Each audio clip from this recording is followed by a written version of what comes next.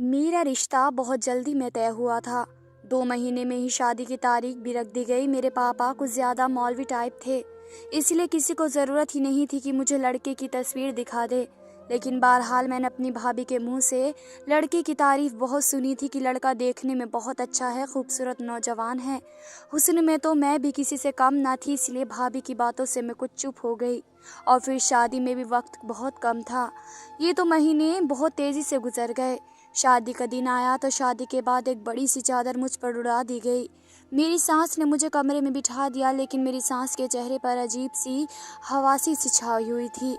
इस सर्द मौसम में भी उन्हें पसीना आ रहा था। खैर, वे शायद शादी के काम से थक चुकी थी।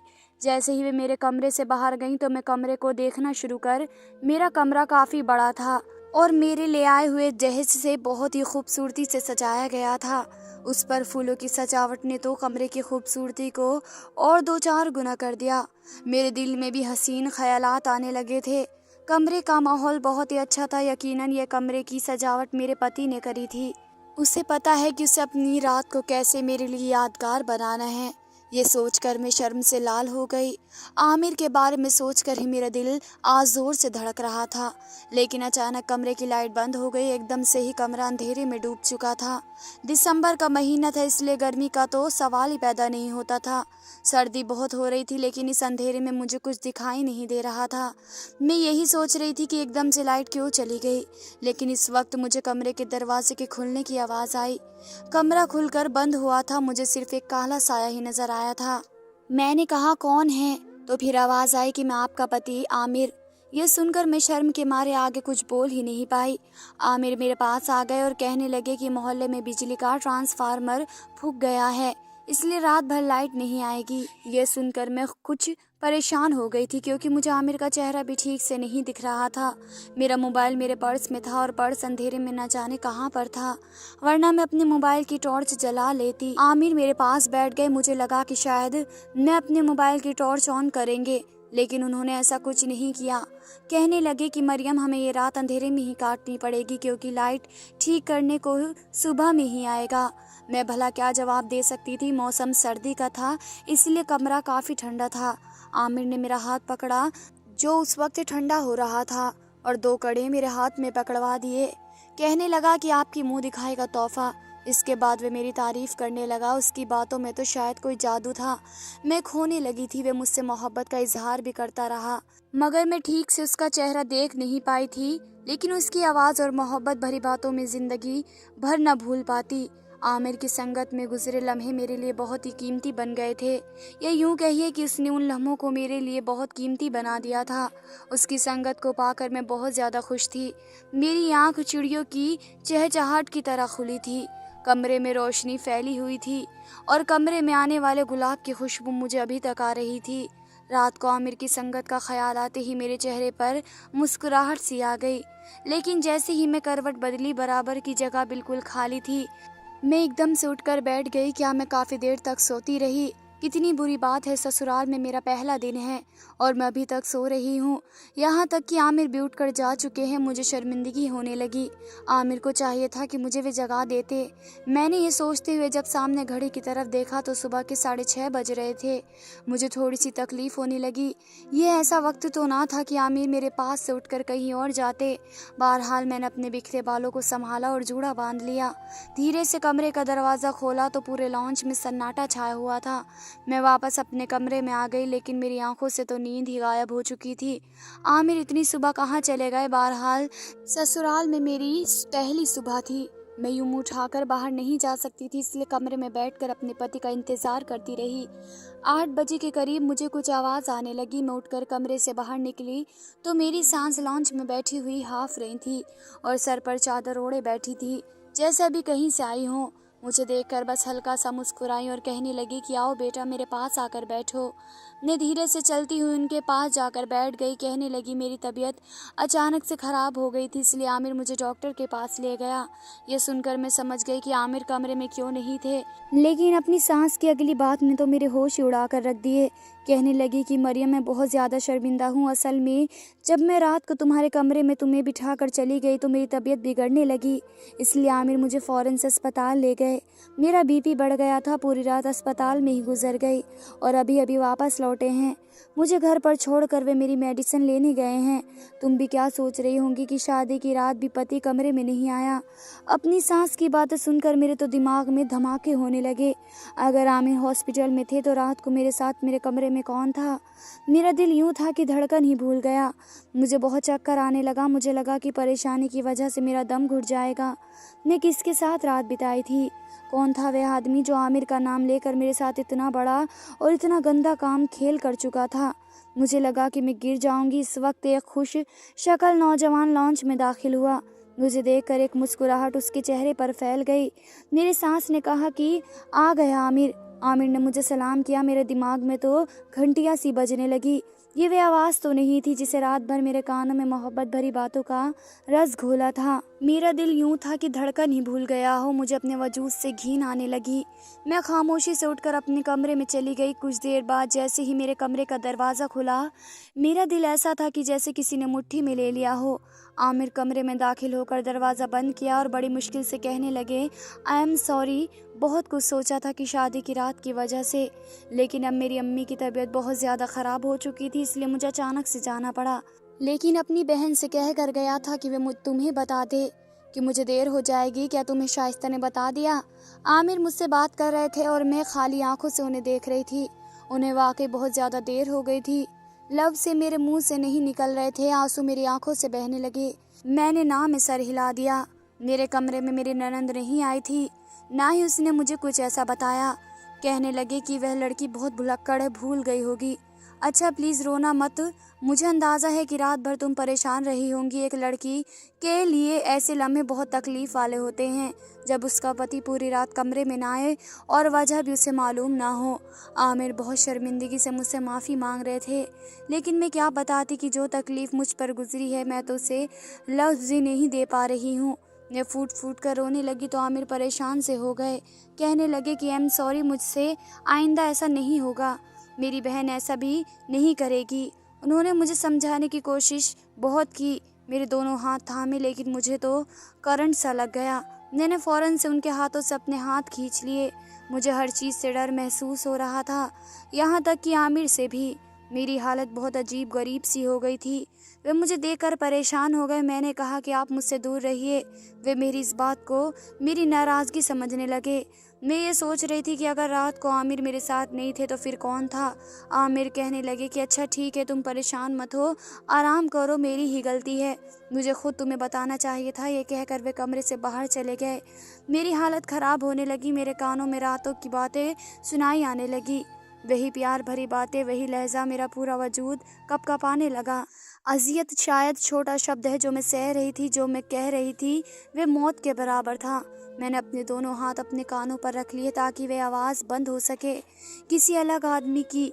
ये क्या हो गया था मेरे साथ? कोई कैसा मेरे कमरे में दाखिल हुआ? कैसे उसने अंधेरे का फ़ायदा उठाया था? मैं क्या कहूँगी आमिर से? मेरी बात पर कौन यकीन करेगा? मेरी कौन सुनेगा? मेरे दिमाग में चलने वाले सवालात ने मेरी जान तो निकाल ही ली थी। अगर मैं चुप रहती तो एक गुनाह की तलवार मेरे सर पर सवार रहती जो मुझे पल पल मार रही थी।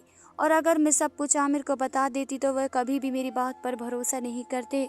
वे यही समझते कि मैं पहले से ही बलात्कार कर आई हूँ। मैं बहुत परेशानी में फंस चुकी थी। आमिर जब भी मेरे पास आते वे इस बात को जान जाते थे कि मैं कुंवारी नहीं हूँ। मेरा किरदार ख़राब हो गया था। आखिर वह आदमी कौन था जिसने एक ही रात में मुझे मेरे जीने का हक तक छीन लिया? मैंने अपने बालों को मुट्ठी में पकड़ लिया। मैं रोई जा रही थी। सुबह के 10 बज चुके थे जब मेरे कमरे पर दस्तक हुई।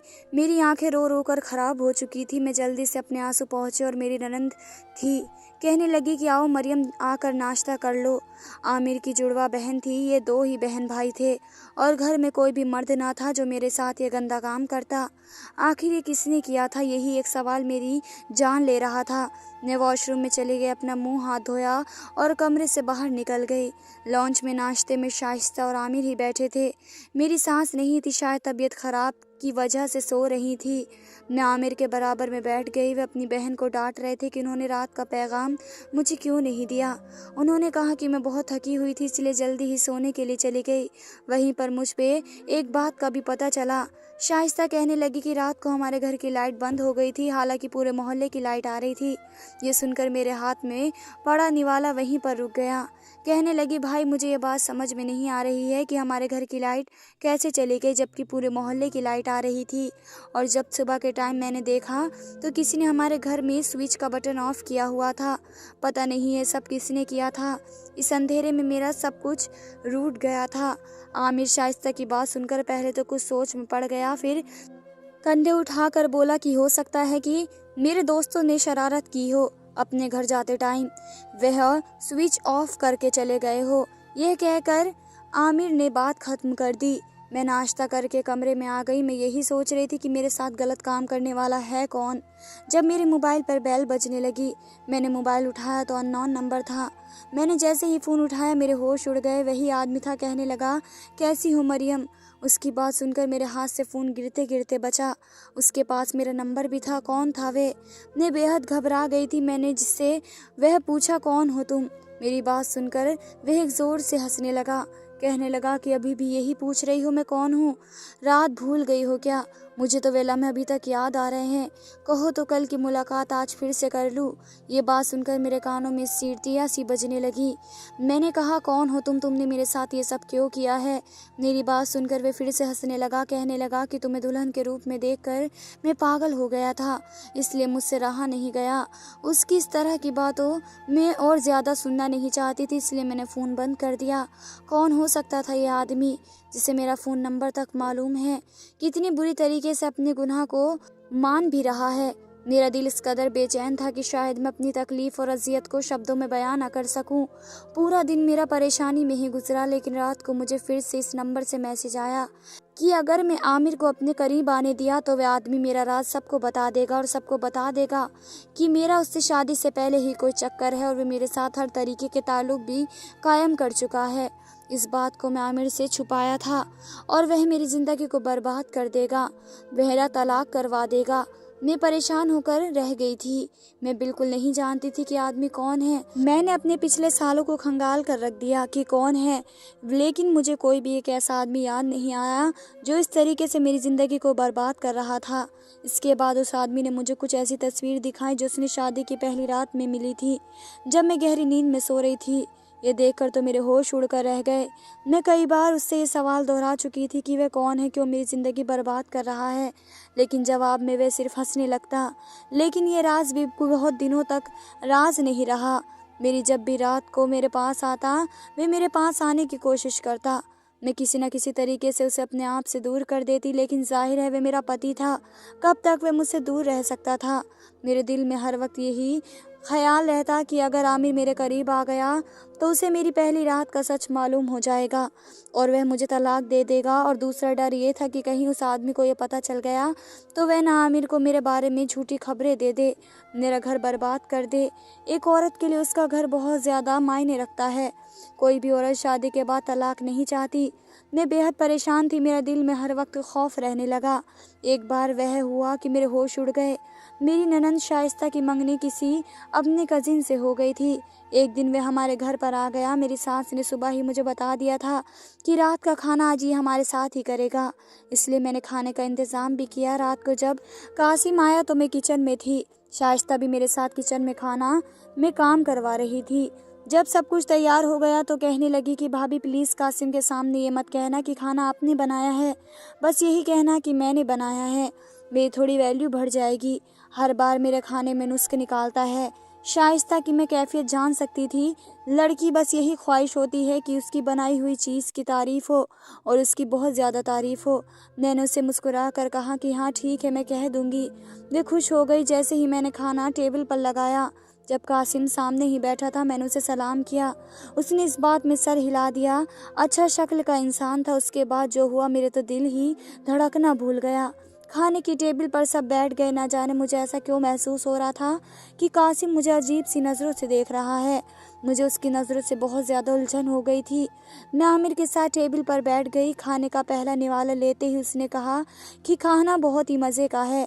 यकीनन शाइस्ता ने नहीं बनाया होगा, लेकिन शायद उसने कहा कि मैंने बनाया है। बेशक भाभी से पूछ लो। मैं खाना खा रही थी, लेकिन कासिम की आवाज़ सुनकर मेरा निवाला मेरे हाथ से छूट गया।